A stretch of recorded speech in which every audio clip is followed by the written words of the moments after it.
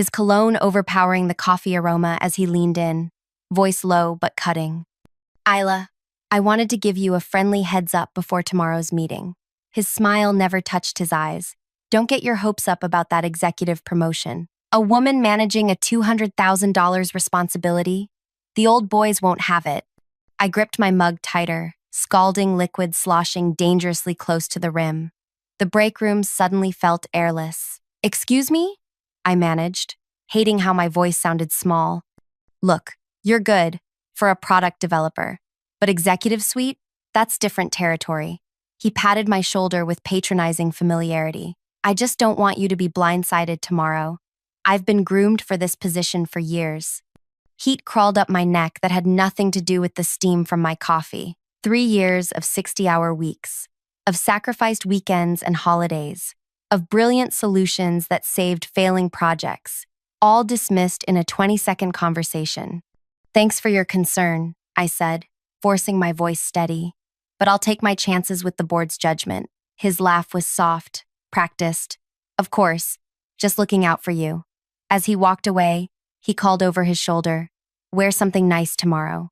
At least you'll look good when they let you down easy. 24 hours later, I sat in the polished conference room, hyper-aware of every breath, every glance. I'd chosen a tailored navy suit, professional, uncompromising, despite Brant's suggestion to wear that cute red dress. The board members filed in, faces unreadable.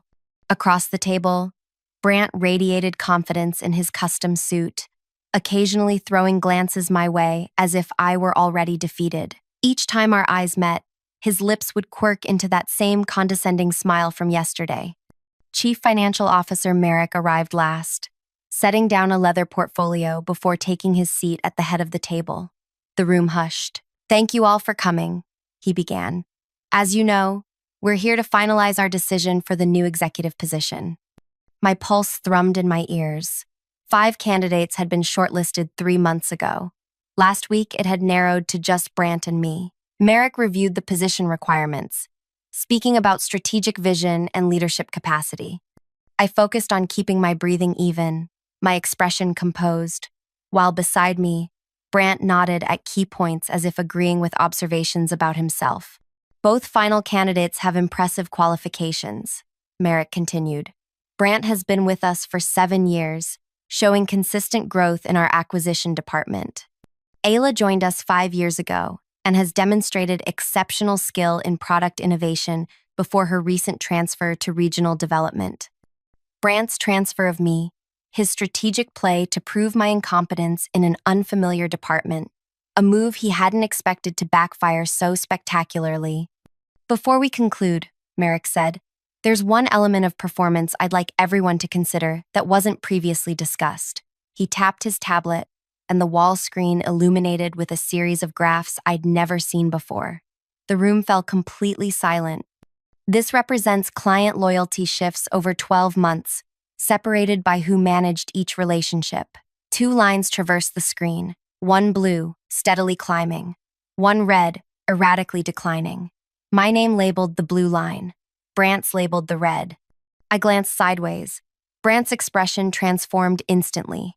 His smugness vanished, replaced by visible shock, then panic as he scanned the data points. As you can see, Merrick continued, there's been a significant shift in client retention patterns since Isla took over the accounts previously managed by Brant. Brant cleared his throat. Sir, with respect, these metrics weren't part of the evaluation criteria. Client retention has always been our primary metric, Brant. Merrick cut in. The question is, why we're only seeing the true numbers now? The board members exchanged glances. Tension thickened the air. Merrick turned to me. Ayla, 3 months ago, you were transferred to regional development after 5 years in product innovation. This wasn't your requested move, correct? That's correct, sir. Yet instead of failing, as some might have expected, you excelled. Can you explain how? Brant shifted beside me. I could feel his panic radiating like heat. When I joined regional development, I began carefully. I noticed several concerning patterns in our client communications. Messages went unanswered for days. Follow-ups were generic. Relationship management seemed focused on acquisition numbers, rather than satisfaction metrics. I paused, aware of every eye on me. What they didn't know when I was transferred was my background before joining the company. 2 years in relationship development at my previous workplace, plus specialized training in my MBA program. I simply applied those principles here. Merrick nodded, expression thoughtful. And you implemented a new response protocol without official authorization. I did, sir. The situation seemed urgent enough to warrant immediate action. Another board member leaned forward. Yet, you never brought these concerns to leadership directly. I met her gaze steadily. I believed actions would speak louder than accusations. Brant's breathing had become audible. His right leg bounced beneath the table. Merrick turned the screen to a new slide, a client satisfaction comparison that made several board members inhale sharply. The decision for this position, Merrick said slowly, must reflect not just past performance, but future potential. Leadership isn't just about impressive presentations. It's about measurable results and integrity. He looked directly at Brant. Would you care to explain these discrepancies in your reported acquisition success versus actual client retention? The moment hung suspended. Brant's face had gone pale. There must be some mistake in the data, he stammered. There's no mistake, Merrick replied. We've had an independent audit. He turned to the board. I believe we have all we need to make our decision. The vote was unanimous. As Merrick announced my promotion to Executive Director of Client Relations, with its accompanying $200,000 salary, Brant's face twisted into something ugly and unfamiliar. When the meeting adjourned, board members approached to congratulate me. Through the crowd, I caught Brant's eye as he slipped toward the door. His expression promised this wasn't over. I had no idea then how right that intuition would prove. If you've ever been underestimated, if you've ever had someone try to sabotage your career, then you understand the burning in my chest that day. This story isn't just about revenge. It's about justice in a world where too often, talented women are pushed aside. If this resonates with you, please like this video and subscribe to hear more stories that expose workplace inequality. I promise, what happens next will show just how far some people will go when their privilege is threatened, and how sweet justice can be when it finally arrives. My name is Ayla Frost, and until 3 months ago, I led the product innovation team at Merrick Industries. At 34, I was the youngest team leader in company history, with a reputation for turning failing projects into successes. I'm methodical, detail-oriented, and I never make a move without considering all possible outcomes, a quality my chess champion father instilled in me from childhood. Growing up in a small Midwest town with my father, a mathematics professor, and my mother, a concert pianist, excellence wasn't just encouraged, it was expected. When other kids got ice cream for B-plus grades, I got serious conversations about where I'd lost those few points. It wasn't cruel, it was preparation. The world will judge you twice as harshly, my mother would say, tucking my wild curls behind my ears. So you must be twice as good. I carried that lesson through college, through my MBA, through every professional step. I learned to work within systems while quietly changing them from the inside. I learned to smile through dismissive comments, to come prepared with twice the research, to speak with such authority that interruptions became awkward rather than expected. When I joined Merrick Industries, I quickly realized I'd entered a boys' club, where promotions often happened on golf courses and at whiskey tastings I wasn't invited to attend. Rather than fight the obvious, I decided to become indispensable. When projects faltered, I volunteered to fix them. When deadlines seemed impossible, I made them happen. I built a reputation not through networking, but through results no one could deny. Brant Pierce had been watching my rise with increasing discomfort. He'd joined 2 years before me, moving quickly into acquisition management where his charisma and confidence made him a natural. He became known for his impressive presentations, his bold promises, his ability to command a room. What few people noticed was how rarely his grand predictions materialized into actual results. Our paths rarely crossed until the executive position opened. Suddenly, Brant seemed to appear wherever I was, offering unsolicited advice, questioning my methods in meetings, making small remarks that undermined my confidence. Then came the transfer. Ayla, This is actually good news, Merrick had said, not meeting my eyes as he explained my move to regional development. Brant suggested you need broader experience before executive consideration. The board agrees. I'd sat there, stunned into silence, as my 5 years of specialized expertise was dismissed as insufficient. Regional development wasn't just outside my wheelhouse. It was widely considered a punishment post where difficult employees were sent to either reform or resign. The team was underperforming, clients were unhappy, and leadership had largely abandoned hope for improvement. That night, I sat in my apartment staring at the city lights, considering resignation. My phone buzzed with a text from Brant. Heard the news. Tough break. Let me know if you need any pointers on client management. Something hardened inside me. I'd spent my life proving people wrong.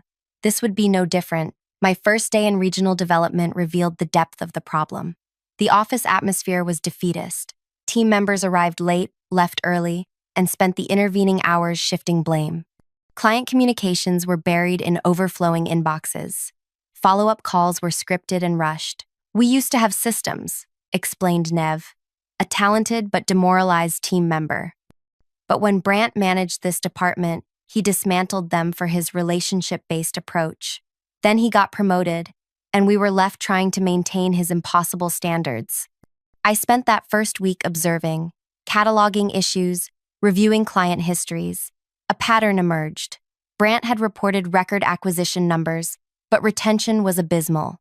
Clients signed on, experienced poor service, and left, only to be replaced by new acquisitions that followed the same cycle. Meanwhile, in executive meetings, Brant showcased impressive-looking results about new client numbers. Leadership was captivated. I spotted inconsistencies but kept quiet, choosing instead to build stronger relationships with existing clients while implementing systematic improvements to our response protocols. When a significant client threatened to leave, mentioning they'd received no attention to their concerns for months, I intervened personally.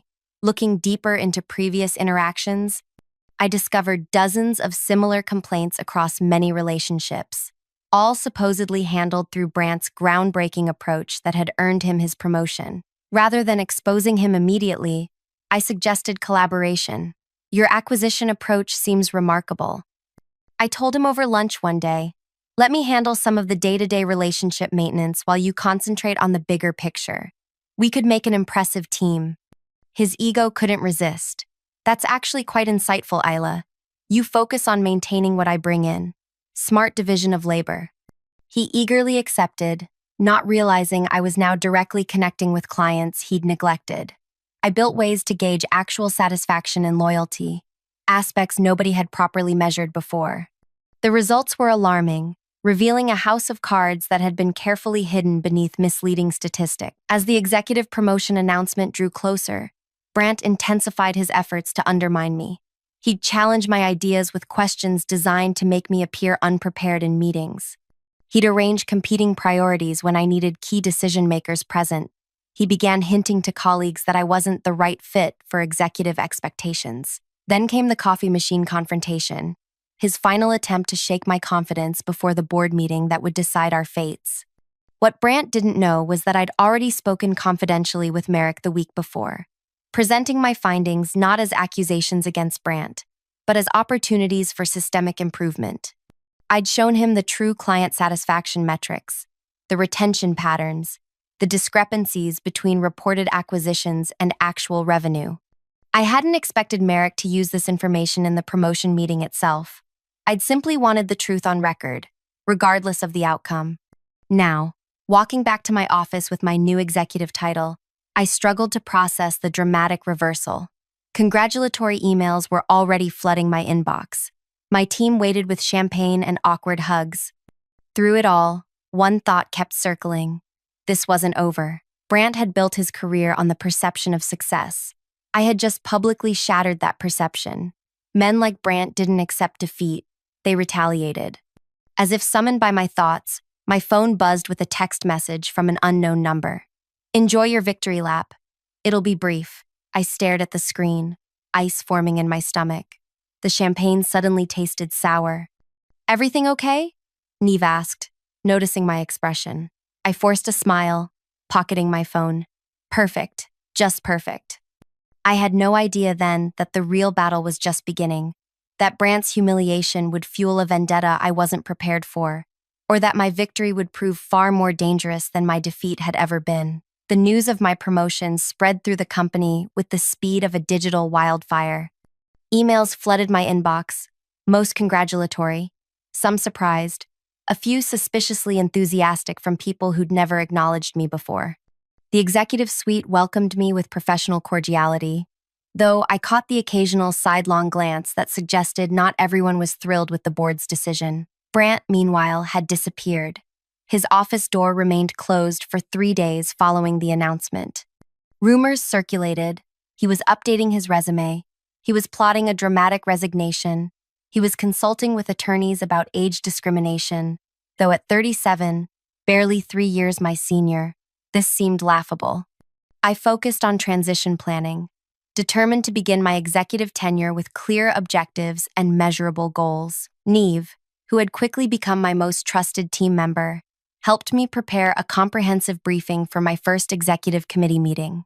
"You know he'll try to sabotage you," she said as we worked late one evening. The office had emptied hours ago, leaving us alone with delivery food and spreadsheets. Brant doesn't lose gracefully. "I know," I admitted. "But what can he really do? The numbers speak for themselves." Nev's expression remained troubled. "Just watch your back. Brant has friends in unexpected places." I discovered how right she was the following Monday.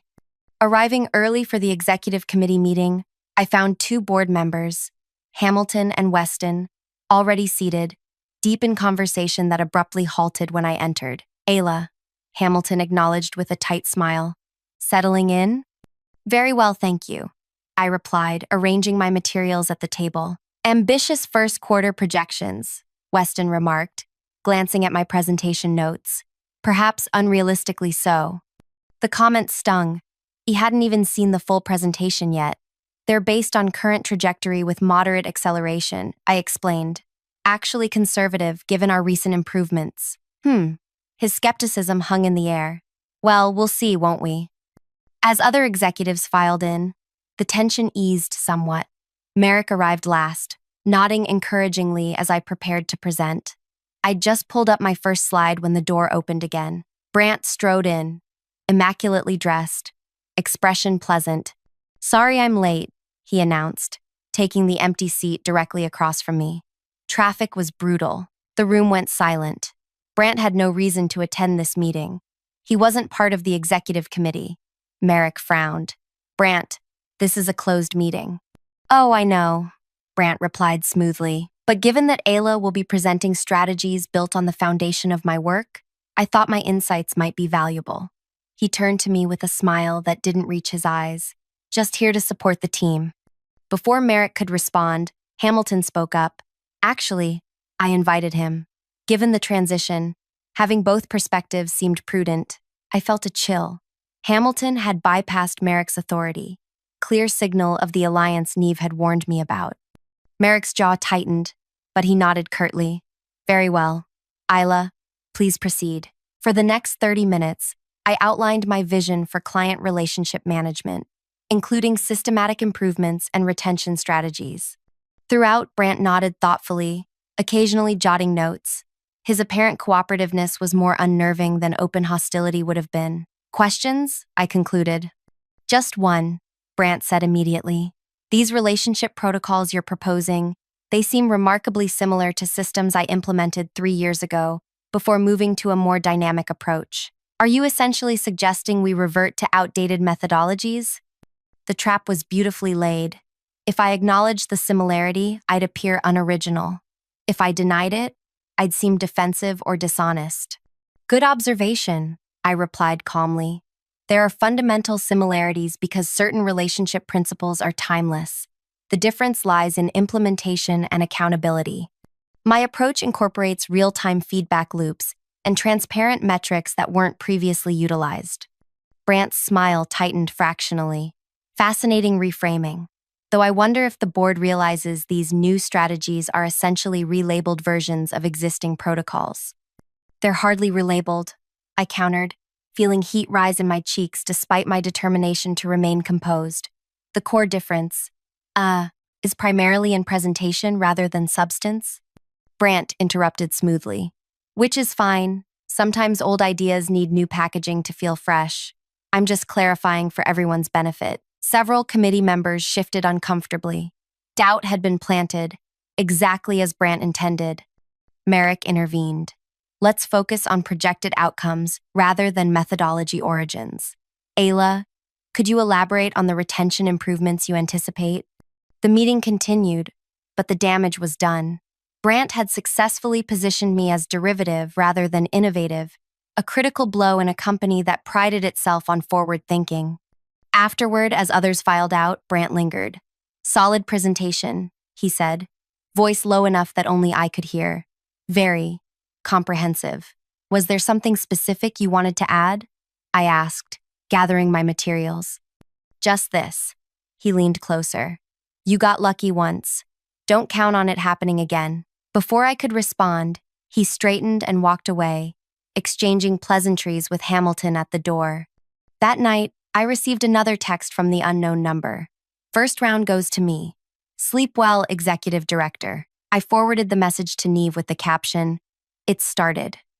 Her response came immediately. Need to talk. Not on company devices or premises. Breakfast tomorrow. We met at a small cafe 10 blocks from the office. Neve arrived, looking exhausted, dark circles beneath her eyes. You look like you haven't slept, I observed as she slid into the booth. Been researching. She pulled out her personal tablet. About Brant. There are things you need to know. What she revealed over the next hour changed everything I thought I understood about my situation. Brant's history before Merrick Industries included 2 previous companies where promising female executives had resigned abruptly after conflicts with him. Both women had signed NDAs as part of their separation agreements. How did you find this? I asked, stunned. I have a friend in HR consulting who worked with one of these companies. She couldn't tell me details because of confidentiality, but she confirmed the pattern. Brant identifies female competition, undermines them systematically, then presents himself as the reasonable alternative when they eventually break under the pressure. My coffee grew cold as I processed this. So the executive committee meeting was just his opening move?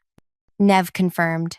He'll escalate gradually, make you doubt yourself, isolate you from allies, create situations where you appear emotionally unstable or professionally incompetent. I struggled for words. Methodical? Neve supplied. Calculated? Yes, and effective. Neither woman lasted more than 6 months after he targeted them. I pushed my untouched breakfast aside. Why are you telling me this? Why help me? Nev's expression hardened. Because I was at Western Solutions when Brant destroyed Tessa Rivera's career. She was brilliant, the most innovative product developer I'd ever worked with. After she left, I transferred here, only to find Brant had arrived 6 months earlier. The coincidence seemed impossible. And you never said anything? What could I say? I had no proof, just observations. Besides, he was in acquisitions. I was in regional development. Our paths rarely crossed until I was transferred to your department, I finished. The pieces suddenly aligned. That's why you were so quick to help me implement changes. She nodded. I recognized his pattern immediately. The transfer, the impossible expectations, the subtle undermining. But you did something neither Tessa nor the other woman managed. You turned his trap into your advantage. And now he's escalating, I murmured. Exactly. This isn't about the promotion anymore. It's about his reputation, his self-image. He can't allow you to succeed where he failed. I considered this, mind racing through implications. So, what's the play? Go to HR? Merrick? Nev laughed bitterly. With what? Vague texts from an anonymous number? A pattern only visible if you know to look for it? HR won't touch this without concrete evidence. And Merrick? She hesitated. Merrick may support you professionally, but he won't risk company reputation on what amounts to workplace politics. She was right. In the corporate world, even legitimate complaints were often buried to protect the institution. Without irrefutable evidence, I'd be labeled oversensitive at best, vindictive at worst. So I'm on my own. Not entirely. Neve met my eyes steadily. You have me. And more importantly, you have something Tessa and the other woman didn't. What's that? You know his playbook now. And forewarned is forearmed. Over the following weeks, Brandt's campaign unfolded exactly as Neve had predicted. Projects I initiated faced mysterious delays. Reports I needed arrived incomplete or late. In meetings, my points were questioned with surgical precision, often based on information that should have been confidential. The most damaging incident occurred during my presentation to our largest client. Midway through, their CFO raised concerns about discrepancies in our projected delivery timelines, discrepancies that existed only in the materials they'd somehow received, not in my actual presentation. This is not the timeline we provided, I stated, maintaining composure while internally panicking. It came directly from your office yesterday, the CFO insisted, sliding a document across the table bearing my electronic signature. I recognized immediately what had happened but couldn't say it aloud. Someone had accessed my digital signature and applied it to falsified materials. The meeting dissolved into damage control, with the client departing unsatisfied despite my assurances. Back at the office, I discovered the security footage from the server room had experienced a technical glitch during the time frame when the false documents would have been created. IT could confirm only that someone with executive-level clearance had accessed the system. That evening, alone in my office, I received another text. Clients losing confidence already?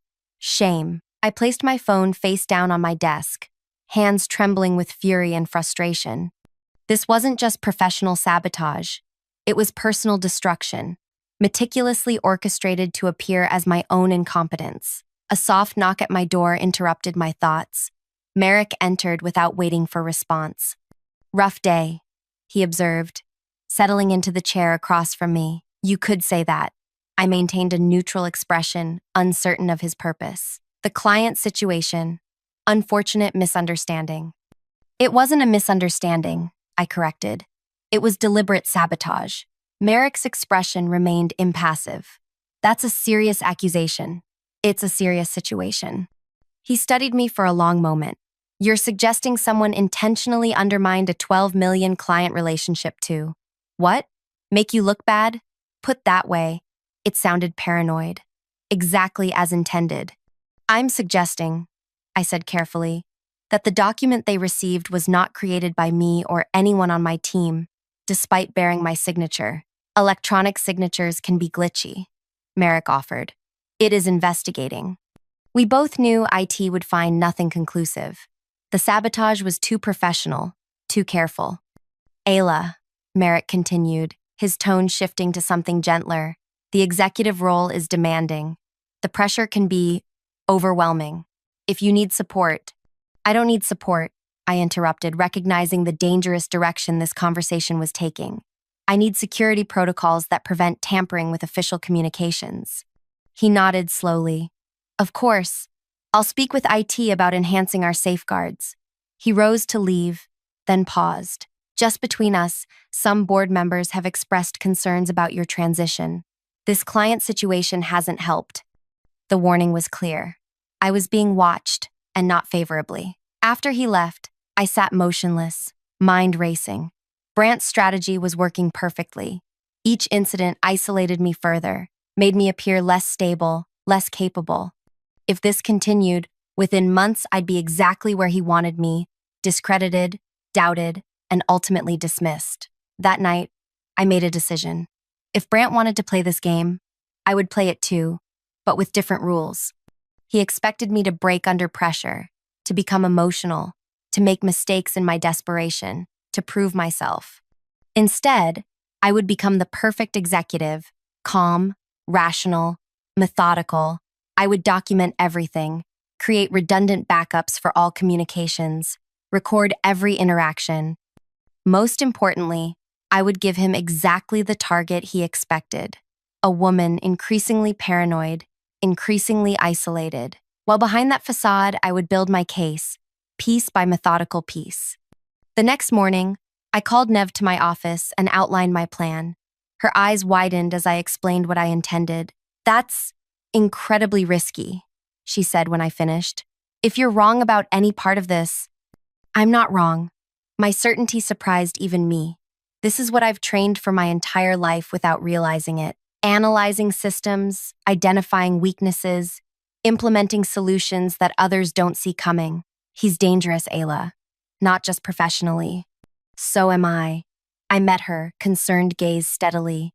My father didn't just teach me chess.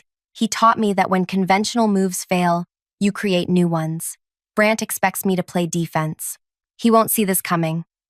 Neve hesitated, then nodded. What do you need from me? Eyes and ears, information, and absolute discretion.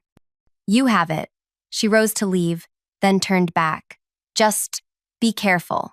People like Brant, they don't have the normal boundaries most of us do. Her warning proved prophetic sooner than either of us anticipated. 3 days later, I received an urgent call from building security at 2 a.m. There had been a break-in at my office. Nothing appeared stolen, but my desk had been searched, drawers left open, files disturbed. The security footage showed only shadows. The cameras had been expertly angled away just before the intrusion. Another technical glitch.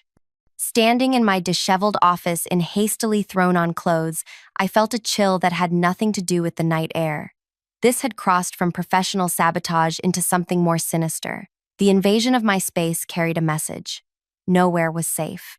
But as I surveyed the damage, I noticed something the intruder couldn't have known. The files they'd so carefully searched weren't the ones that mattered. The information they sought wasn't kept here at all. For the first time since this battle began, I smiled. A small, private smile of grim satisfaction. Let Brant think he was winning. Let him believe his tactics were working, that I was crumbling under the strain. Let him grow confident, careless. The true game was just beginning. I called an emergency meeting with my closest team members the following morning. Seated in a small conference room with Neve and 2 others I'd come to trust, Jordan from analytics and Dana from client relations. I explained the office break-in without revealing my suspicions about who was behind it. From now on, we operate with complete transparency among ourselves, but absolute discretion with everyone else, I instructed. All sensitive documents are digital only, protected with dual authentication, and backed up to our private server. You think someone's deliberately targeting you? Jordan asked, his usually relaxed demeanor tense. I know they are. I met each of their eyes. And they're not just after me. They're after this team's success, which means they're after your success too. For the next 2 weeks, I maintained a careful balancing act. Publicly, I appeared increasingly stressed, working late, looking tired in meetings, reacting with barely concealed frustration to the accidents that continued to plague my projects. Privately, I was building an invisible network of information and evidence. Neve became my eyes and ears among the mid-level employees, where gossip flowed more freely. Jordan discreetly monitored digital traffic patterns, identifying suspicious access to my team's files without triggering IT security alerts. Dana, with her warm personality and genuine interest in people, cultivated relationships with executive assistants, the true gatekeepers of corporate information. Meanwhile, Brant's confidence grew visibly. In meetings, his challenges became more direct, his helpful suggestions more condescending.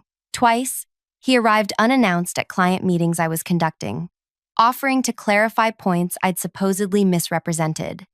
The most damaging incident came during the quarterly finance review. As I presented my department's numbers, Weston interrupted with a question about discrepancies between my reported client retention rates and the financial outcomes. According to these figures, he said, sliding a document forward, 3 major clients have reduced their service packages in the past month, yet your retention report shows no change in status. The entire room turned to me. I felt the trap closing. I hadn't been informed of any service reductions. May I see that report? I asked, maintaining composure while my mind raced. The document he provided showed clear reductions in 3 client accounts my team managed. I wasn't made aware of these changes, I admitted, scanning the figures. I'll need to investigate immediately. Curious, Brant interjected from across the table. The account managers report directly to you, don't they? Strange they wouldn't inform you of $1 million reductions. The implication hung in the air. Either I was lying, or I had completely lost control of my department.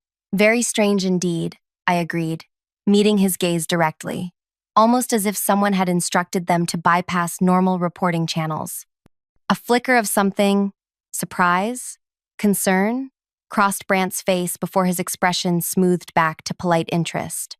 After the meeting, I immediately called the account managers responsible for those clients. All three told identical stories. They'd received emails, apparently from me, instructing them to process the reductions but delay reporting until after the quarterly review to avoid unnecessary concern. The emails had come from my account but weren't written in my usual style. Some they'd noticed but hadn't questioned given the apparent urgency. I requested copies of these emails, only to discover they'd been permanently deleted from the system. Not just archived, but completely erased. Someone with high-level IT access had covered their tracks. When I reported this to Merrick, his response was measured but troubling. Isla, I want to believe someone is interfering with your work, but these explanations are becoming increasingly elaborate. He chose his words carefully. The board is concerned about the pattern emerging. First, the client presentation. Now these financial discrepancies. These aren't discrepancies. They're fabrications, I insisted. Someone accessed my email account, sent fraudulent instructions, then deleted the evidence. Merrick sighed. Do you hear how that sounds? Like someone's gaslighting me? I finished. Yes, that's exactly what's happening. His expression shifted to one of concern. I'm going to suggest something, and I want you to consider it without immediately rejecting it. Maybe you should take some time off, a few weeks to decompress. The transition to executive level is stressful, and sometimes, I don't need time off, I interrupted, struggling to keep my voice level. I need support against what's clearly targeted sabotage. If you can provide concrete evidence, I'll act immediately, Merrick promised. But without it, my hands are tied. As I left his office, I spotted Brant waiting nearby, ostensibly reviewing documents on his tablet. His eyes flicked up to meet mine, a slight smile playing at the corners of his mouth. Rough meeting? He asked with manufactured sympathy. Nothing I can't handle, I replied coolly. Of course, he agreed. Though if you ever decide the executive pressure is too much, there's no shame in stepping back. I'd be happy to help with the transition, ensure a smooth handover. The naked ambition in his offer should have infuriated me. Instead, it clarified everything. This wasn't just about humiliating me or forcing me out. Brant wanted my position. He'd orchestrated this entire campaign to make me fail so spectacularly that he would be the obvious replacement. That night, I received another text. Ready to discuss terms of your resignation yet? I can ensure it's handled gracefully. I didn't respond. Instead, I called Neve. It's time, I told her. Activate the protocol. The protocol, as we'd code-named it, was the countermeasure I'd been quietly building since the office break-in. For weeks, Jordan had been running a parallel shadow system that logged all access to my official accounts, capturing activity invisible to the company's regular monitoring.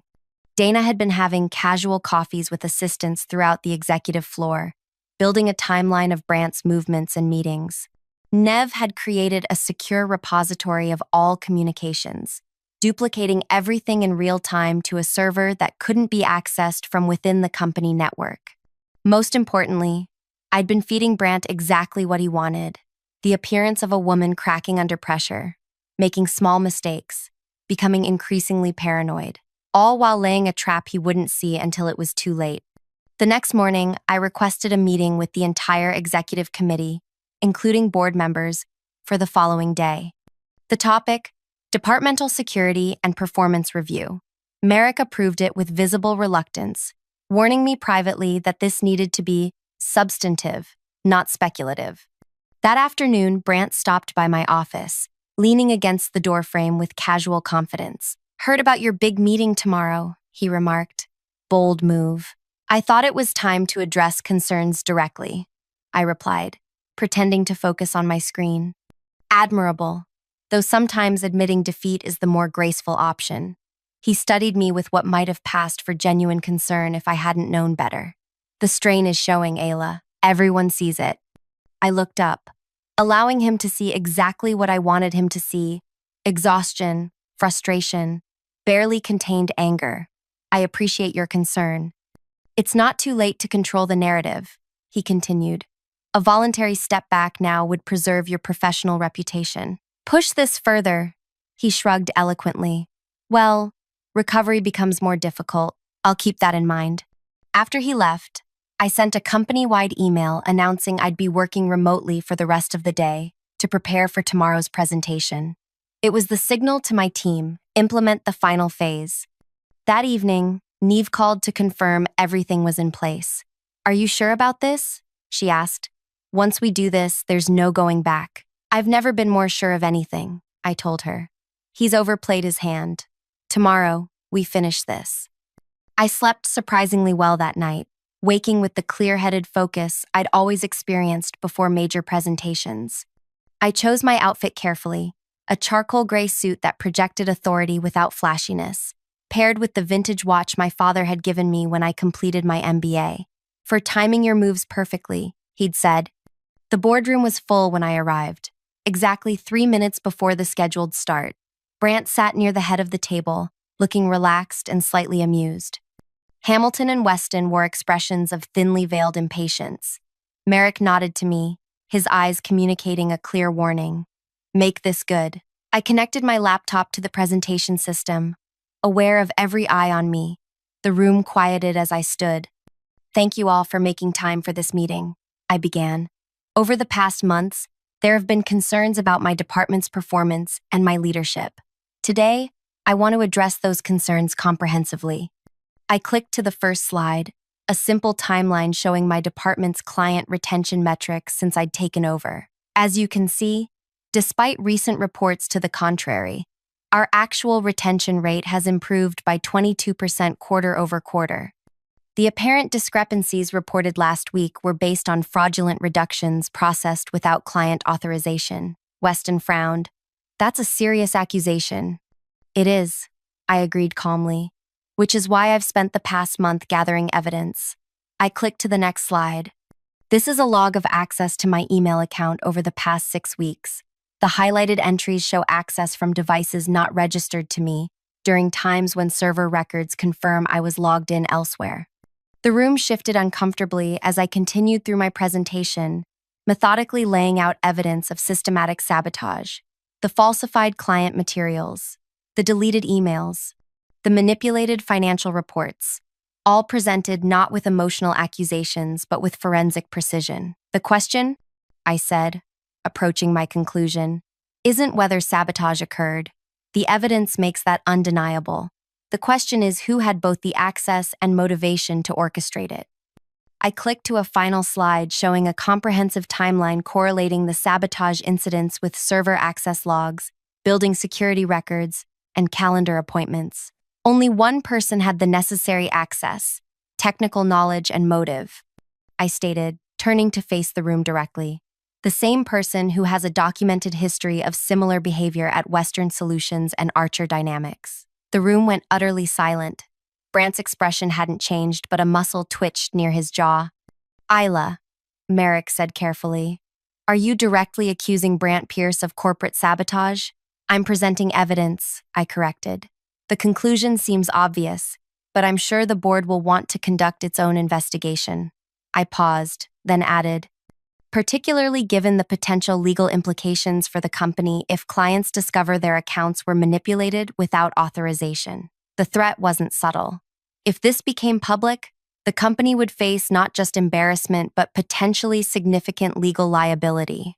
Brant finally spoke, his voice controlled but tight. This is absurd. You've constructed an elaborate conspiracy theory because you couldn't handle the executive role. He turned to the board members. She's been increasingly paranoid for weeks. Everyone has noticed. Paranoia implies unfounded fear, I replied evenly. The evidence suggests my concerns were entirely justified. Evidence that could easily have been manufactured, Brant countered, just as you claim I manufactured evidence against you. It was the moment I'd been waiting for. The final trap. That's a reasonable doubt to raise, I acknowledged, which is why I haven't relied solely on digital evidence that could potentially be manipulated. I removed a small device from my pocket. For the past month, on the advice of corporate security following the break-in at my office, I've recorded all my professional conversations. Brant's composure slipped for the first time. That's illegal in this state without consent. Actually, it's not, I corrected. This is a single-party consent state for recordings, but your knowledge of wiretapping law is interesting. I pressed play and Brant's voice filled the room. The strain is showing, Ayla. Everyone sees it. A voluntary step back now would preserve your professional reputation. Push this further. Well, recovery becomes more difficult.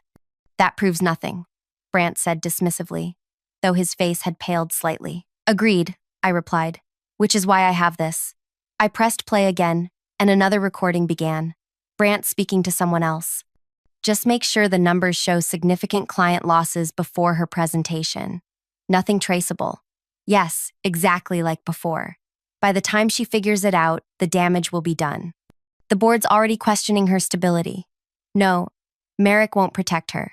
He can't afford another public relations problem after last year. 3 more weeks of this, and they'll be begging me to step in. As the recording played, Brant's expression transformed from confidence to shock to cold fury. When it ended, the silence in the room was absolute. Where did you get that? He demanded, voice barely controlled. You should be more careful about where you have sensitive conversations, I replied. Corner offices have surprisingly thin walls. The truth, which I didn't share, was that he'd had the conversation in what he thought was the privacy of his office, not realizing that the renovation 2 months earlier had included installation of a new HVAC system with vents that carried sound between adjacent offices. Nev, whose office shared that vent system, had captured the conversation on her phone when she recognized his voice discussing me. Merrick was the first to recover from the stunned silence. Brant, do you have any response to this recording? Brant's eyes never left mine. It's obviously edited, manufactured. She's been planning this setup for weeks.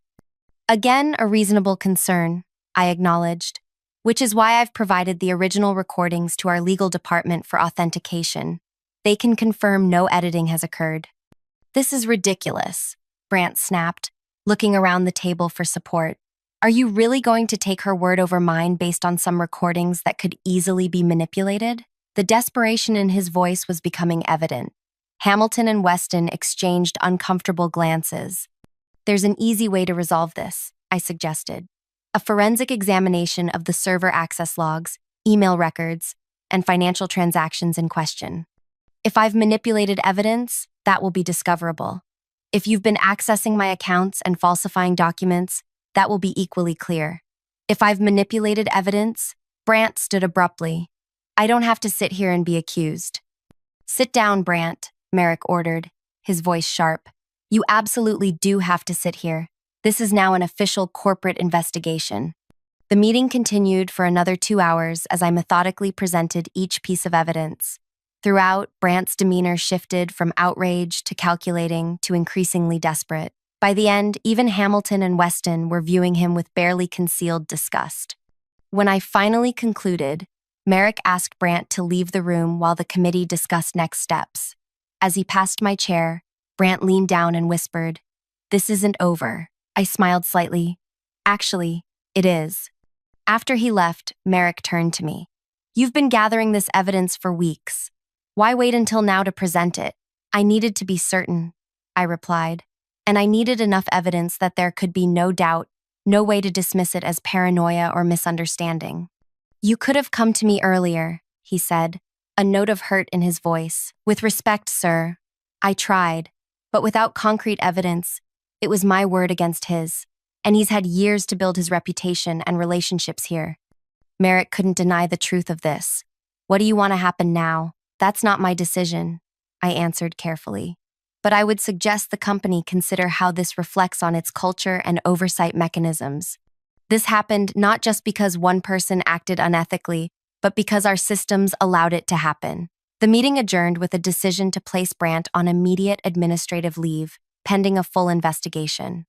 As people filed out, several committee members stopped to speak with me privately, some offering apologies for doubting me, others expressing admiration for my methodical approach to uncovering the truth. Merrick was the last to leave. You'll have my full support implementing whatever changes you deem necessary to prevent this from happening again, he promised. And Isla, I'm sorry I didn't listen sooner. Alone in the boardroom, I finally allowed myself to feel the full weight of what had just occurred. The weeks of stress, of constant vigilance, of being gaslit and undermined. It crashed over me in a wave that left me momentarily lightheaded. My phone buzzed with a text from Neve. Well, I replied simply, it's done. 3 weeks later, I stood before the company's senior leadership team, presenting my department's quarterly results. The room felt different, more engaged, more respectful. The investigation into Brandt's activities had been thorough and damning, revealing not just his campaign against me, but similar patterns with other colleagues. He had been terminated for cause, with legal action pending for the client account manipulations. As I concluded my presentation, Merrick stood. Before we adjourn, I have an announcement. Following recent events, the board has recognized the need for stronger oversight of our corporate culture and ethics. We're creating a new position, Chief Integrity Officer, to implement systematic protections against the kind of behavior we recently experienced. He turned to me. Ayla, we'd like to offer you this position, in addition to your current role, with a corresponding compensation adjustment. No one has demonstrated a stronger commitment to integrity in the face of adversity. The irony wasn't lost on me. Brandt's attempts to destroy my career had instead elevated it to a level he could never have reached. That evening, as I packed up my office, preparing for my move to a larger space on the executive floor, a familiar figure appeared in my doorway. Neve leaned against the frame, smiling. Chief Integrity Officer Frost. Has a nice ring to it. Along with a nice salary bump, I added, returning her smile. One I intend to share with the team that made it possible. You earned this, she said seriously. Not just by beating Brandt, but by doing it the right way, with evidence, with precision, with integrity.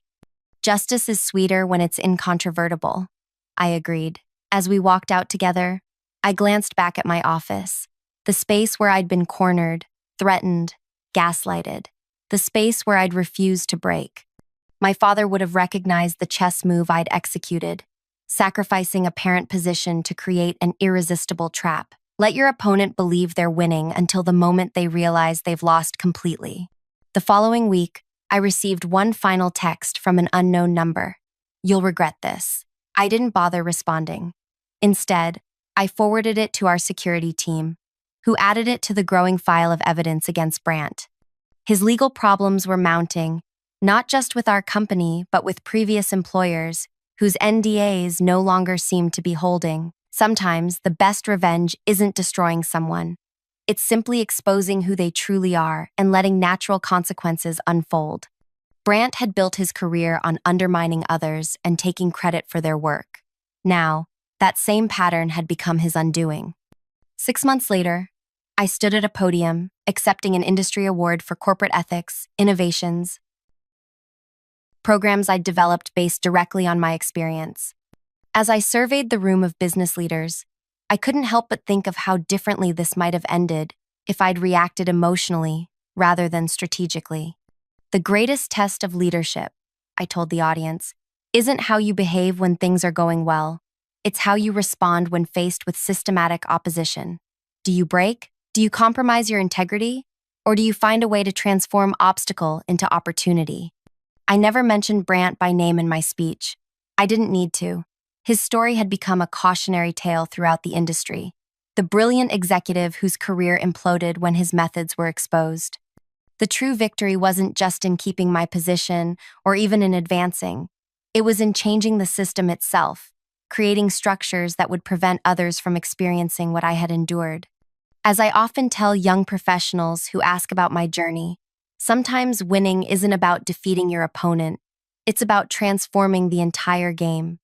If you've ever faced workplace sabotage or been undermined by a colleague who couldn't stand to see you succeed, I hope this story gives you strength. Remember that documentation is your ally, patience is your strategy, and integrity is your ultimate weapon. Like this video if you found value in Ayla's journey, comment with your own experiences of workplace challenges, and subscribe for more stories of professional resilience and strategic thinking. Together, We can create workplaces where success is based on merit, not manipulation.